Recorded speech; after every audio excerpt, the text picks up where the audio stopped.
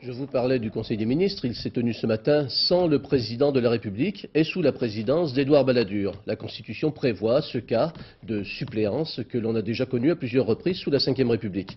Était-ce vraiment différent ce matin? Écoutez les impressions recueillies par Véronique Saint-Olive et Jean Corneille. Le Conseil des ministres à Matignon, tout de suite, certains ont senti là comme une prémonition. Édouard Balladur pouvait même y voir comme une heureuse anticipation. Une sorte de signe, un clin d'œil de l'histoire et qui sait, un appel du destin. Alors, les ministres se bousculaient dans la cour. Mais il n'y a pas de joie sans mélange et l'ordre du jour, avec les arbitrages budgétaires, ne prêtait pas à rire. Ils sont donc restés 1 heure entre eux. Et à les en croire à la sortie, le Premier ministre avait magistralement assumé la présidence de ce Conseil. Est-ce que l'ambiance était différente en l'absence du président de la République? On a aussi bien travaillé. Si sereine.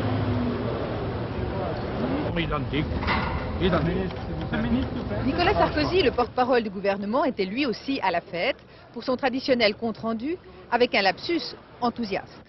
Enfin, et pardon de ce long compte-rendu, le Premier ministre a indiqué... Alors, Président, Premier ministre, en attendant, on ne sait pas encore qui présidera le Conseil mercredi prochain. C'est le président de la République qui prend encore la décision, même si la porte à Matignon reste toujours ouverte. Et le Premier ministre...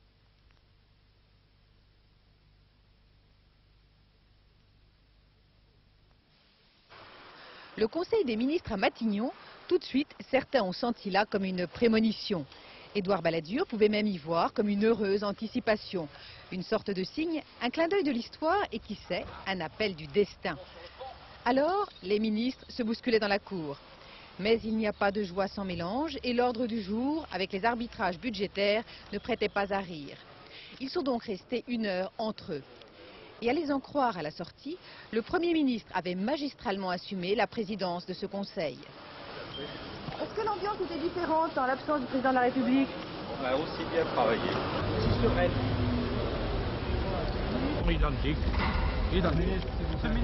Nicolas Sarkozy, le porte-parole du gouvernement, était lui aussi à la fête pour son traditionnel compte-rendu avec un lapsus enthousiaste. Enfin, et pardon de ce long compte-rendu, le Premier ministre a indiqué... Alors, Président, Premier ministre, en attendant, on ne sait pas encore qui présidera le Conseil mercredi prochain. C'est le président de la République qui prend encore la décision, même si la porte à Matignon reste toujours ouverte.